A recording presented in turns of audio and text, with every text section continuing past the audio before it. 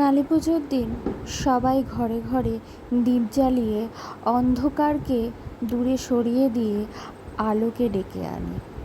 আর তাই আমরাও আমাদের বাড়িতে মোমবাতি জ্বালিয়েছি, সেটা তোমাদের সাথে শেয়ার করলাম।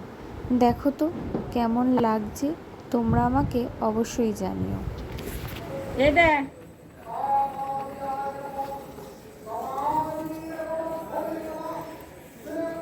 এখানে পাল্টাবি না, আর আমার কাছে আমার কাছে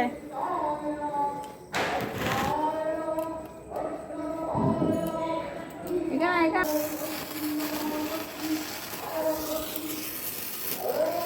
হাই আসবি না।